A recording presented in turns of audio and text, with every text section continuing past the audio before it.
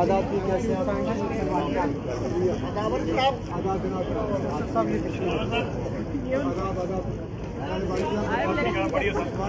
बेगम साहिबा ले रहा हूँ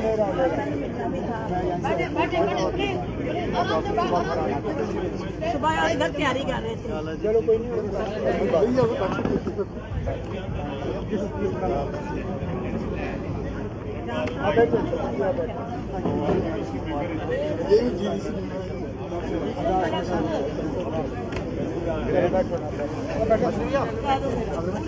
हाँ जी, पहले इनके साथ करना है, प्रेस के साथ। चलिए ना, पहले इनके साथ करना।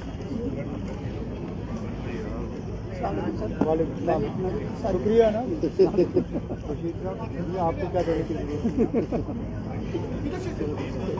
हाँ जी, ये थोड़ा सा खुला खुला है ना। हाँ जी, हाँ जी।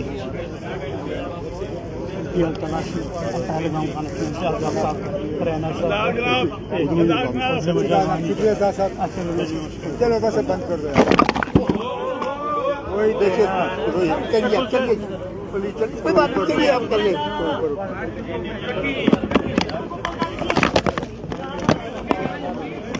चलिए नहीं, के साथ है ना। हाँ नहीं, बैठिए आपके। चलिए हाँ जी,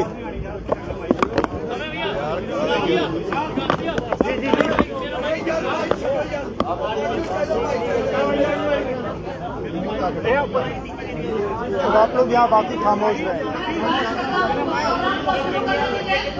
किसी सब चुप करे ना बाप। हाँ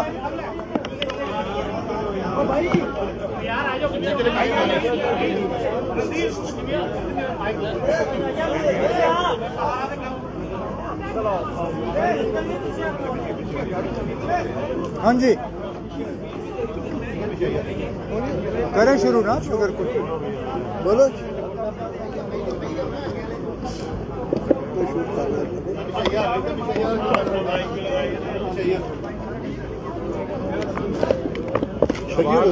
आवाज आनी चाहिए क्या? बशीर साहब आप करो शुरू ना, इनका नहीं होगा।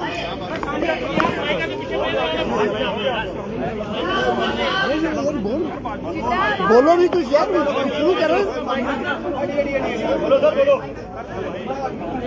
आप नहीं बोल रहे, आप लोगों ने कुछ बोलिए। आप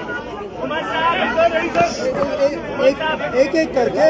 हाँ जी, एनआईए कोर्ट ने यासीन मलिक को दोषी करार। उस पर मैंने कल ही जवाब दिया था ना, मुझे उस पर और नहीं कहना कुछ।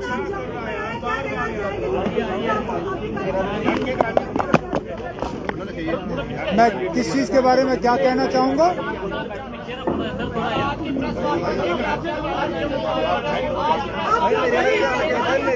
आज कोई प्रेस कॉन्फ्रेंस नहीं है। हमने अपने मीडिया दफ्तर का इनॉग्रेशन किया, उसके बाद मैं अपने साथियों से यहाँ मिलने आया हूँ। लगातार 7-8 दिन पीर पंचाल के दौरे के बाद मैं अपने यहाँ जो जम्मू शहर के मेरे साथी हैं उनके साथ 5-7 मिनट गुजारने आया हूँ, और कोई मकसद नहीं था ना। कश्मीर में टारगेट किलिंग हो रही है, उसके बारे में क्या कहेंगे? ना, जहाँ तक कश्मीर की टारगेटेड किलिंग्स की आपने बात की, बड़ा अफसोस होता है। अफसोस इसलिए कि बेगुनाह लोग जो हैं इस तरह लगातार एक के बाद एक मारे जा रहे हैं। और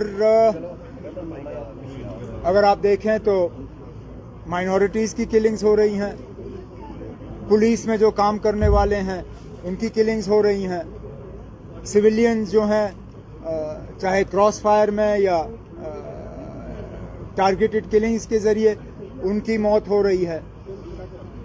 हमें तो कहा गया था 2-2.5 साल पहले कि कश्मीर, खासकर कश्मीर की तमाम परेशानियों की वजह जो है वो 370 है, और 370 के हटते ही हालात ठीक हो जाएंगे। हमें ये कहा गया था कि 370 ही वजह है कि कश्मीर में कुछ लोग जो हैं अलाइदगी सोच रखने वाले हैं, और अगर ये हट गया, दफा हट गया, तो ना यहाँ बंदूक रहेगी, ना अलाइदगी सोच रखने वाले लोग जो हैं वो सोच रखेंगे। आज 2.5 साल हो गए। हालात में बेहतरी कहाँ आई? जो मतलब टारगेटेड किलिंग्स का सिलसिला रुक ही गया था। मुझे नहीं याद है कि इससे पहले टारगेटेड किलिंग्स का सिलसिला कब हुआ होगा, लेकिन आज कहीं पे भी कश्मीर में लोग अपने आप को सुरक्षित नहीं महसूस करते। उन इलाकों से जहां से मिलिटेंसी का हमने सफाया किया था, खासकर श्रीनगर के आसपास के इलाकों का, कुछ नॉर्थ कश्मीर का, उन इलाकों में दोबारा से अब मिलिटेंसी देखने को मिल रही है। अब तो श्रीनगर में अप टाउन में लोग अपने आप को सुरक्षित नहीं महसूस करते, तो बाकी जगहों की बात ही नहीं। तो जाहिर सी बात है कि हुकूमत के करने में और कहने में काफ़ी फ़र्क रहा है और हालात जो है वो दिन ब दिन और ज़्यादा ख़राब होते नज़र आ रहे हैं। मतलब क्या वाकई में कश्मीर फाइल्स मूवी बनने के बाद जो है वो इस प्रकार की घटनाएं ज़्यादा हो नहीं ना, कश्मीर फाइल से पहले भी ये घटनाएं हुई हैं। मैं ये नहीं कह सकता हूँ कि मूवी के बाद ये घटनाएं जो हैं ये शुरू हुई। टारगेटेड किलिंग्स का सिलसिला तो है मूवी से पहले हुई। अगर आप देखें जो चाहे वो हमारे बिंद्रू जी थे जो केमिस्ट की दुकान पे मारे गए, या हमारे ये ढाबा जो है कृष्णा ढाबा बर्न हॉल के पास, उनके जो मालिक हैं उनकी किलिंग, उन पे ऊपर जो टारगेट हमला हुआ तो वो पिक्चर से पहले हुआ। तो ये कहना कि इन किलिंग्स का सिलसिला मूवी के बाद शुरू हुआ ये गलत है। लेकिन मूवी ने माहौल बनाने में कोई रोल अदा नहीं किया। कुछ लोग जो हैं माहौल बना सकते हैं, कुछ लोग माहौल बिगाड़ सकते हैं। इस फिल्म ने माहौल बनाने में कोई रोल अदा नहीं किया। रोल मतलब कितना माहौल बिगाड़ा है वो फैसला आपको खुद करना होगा।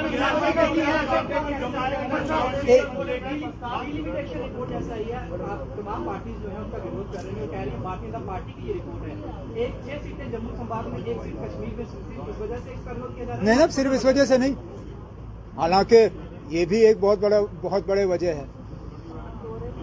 आबादी के बुनियाद पे सीटों का फैसला होता है। या तो वो इंतजार करते अभी के सेंसस का, 2020 के सेंसस का, और फिर आबादी देख के सीटों का बंटवारा करते, लेकिन उन्होंने 2010 का सेंसस लिया। आप 2010 के आंकड़े ले लीजिए, उसमें देख लीजिए कश्मीर और जम्मू में आबादी में फ़र्क कितना है, और फिर देख लीजिए क्या ये 6 और 1 का फैसला ये सही है या गलत है। लेकिन वो छोड़ दीजिए, उसके बाद फिर जिस तरह इन्होंने सीटों का की जो है डिमार्केशन की है, जिस तरह इन्होंने इलाकों को काटा है और जोड़ा है, इसमें ना सीधा जो है एक पार्टी को और कश्मीर में उनके कुछ सहयोगी दल जो हैं उनको फ़ायदा पहुंचाने के लिए किया है। अब आप मिसाल के तौर पे इन्होंने जम्मू पार्लिमानी सीट में से रजौरी पुंछ का इलाका काट दिया, लेकिन वहाँ पे भी इन्होंने थोड़ा सा फ़र्क किया। अब कालाकोट का इलाका जो है, कालाकोट सुंदरबनी, वो काट के जम्मू के साथ रखा, लेकिन नौशहरा का इलाका जो जम्मू से थोड़ा ज़्यादा करीब बनता है उसको अनंतनाग के साथ रखा। अब मुझे समझा दीजिए क्यों? अगर कालाकोट और सुंदरबनी को जम्मू के साथ रखना था तो फिर नौशहरा को रखना था, और अगर नौशहरा का अनंतनाग के साथ बनता था तो फिर सुंदरबनी कालाकोट का क्यों नहीं? जिलों में इन्होंने इस तरह फ़र्क किया और यही सब जगह यही हाल है। तभी तो जब हम जाके कहते हैं ना कि ये रिपोर्ट जो बनी इसमें ग्राउंड रियलिटी को देख के बनाई नहीं गई, इसमें कुछ पॉलिटिकल वजूहात के बुनियाद पे ये रिपोर्ट तैयार की गई। मतलब जम्मू में लाउड स्पीकर को लेकर भी जो है एक विवाद देखा जा रहा है। अब क्या लगता है कि लाउड स्पीकर को कोई धार्मिक रंग देना चाहिए, जो लाउड स्पीकर को लेकर फैसला लिया गया? ना, मैं अभी घूम के आया हूँ, लाउड स्पीकर हर कोई इस्तेमाल कर रहा है, हर कोई इस्तेमाल कर रहा है, और लाउड स्पीकर पे रोक लगाने से हर मजहब के लोगों को जो है उनके जज्बातों को असर पड़ेगा। मैं तो ये कहता हूँ ना, आपके कोई बीच का रास्ता अपना लीजिए, कोई वक्त मुकर्रर कर लीजिए जहाँ पे लाउड स्पीकर का इस्तेमाल जो है वो सही हो। अब मिसाल के तौर पे मुसलमानों के लिए आज़ान ज़रूरी है, आप सिर्फ फिर आज़ान पे ही रख लीजिए और उसकी वॉल्यूम पे पाबंदी लगाइए।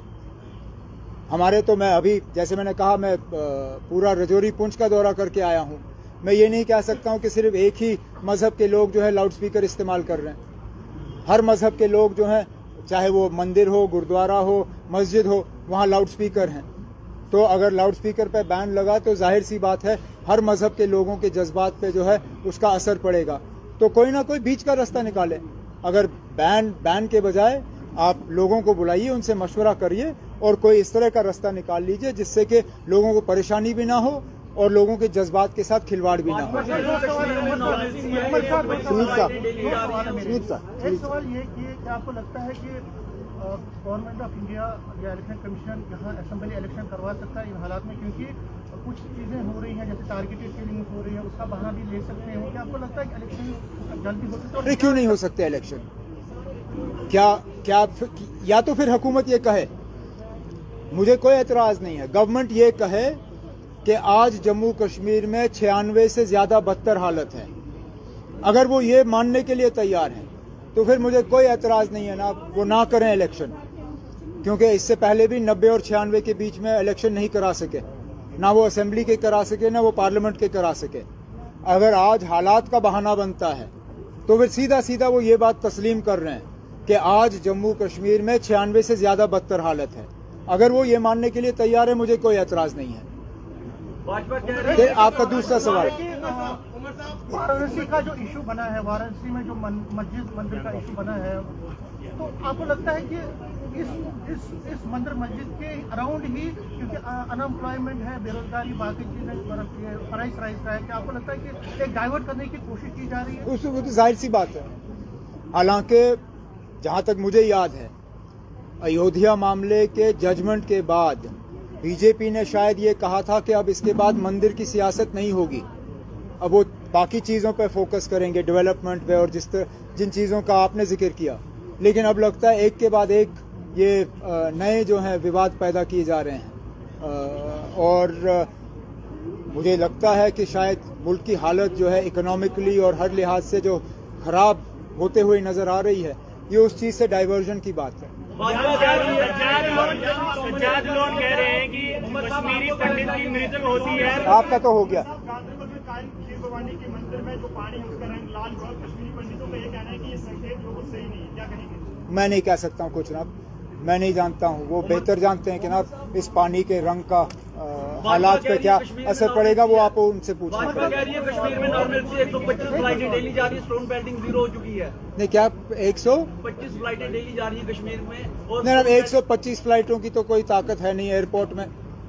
स्टोन पेल्टिंग तो चलिए ना, बीच बीच में स्टोन पेल्टिंग तो हम लोगों ने भी बंद करा दी थी, लेकिन हालात अगर हमको इन हालात में नॉर्मल सी नजर आ रही है, जहां सरकारी मुलाजिम अपने दफ्तर में टेबल के पीछे बैठे गोलियों का शिकार हो, या पुलिस का जवान घर बैठे बैठे गोलियों का शिकार हो, या इसी तरह और जो टारगेटेड किलिंग्स हुई हैं, अगर ये नॉर्मल सी का एक उनको नया रूप नजर आ रहा है तो मैं इसमें कुछ कह नहीं सकता। लेकिन अब मैं इतना जरूर कहूंगा कि फ्लाइट्स और टूरिज्म जो है वो नॉर्मल सी नहीं है। नॉर्मल सी ये है कि खौफ ना रहे, डर ना रहे, कश्मीरी हमारे पंडित जो है वहां से भागे ना,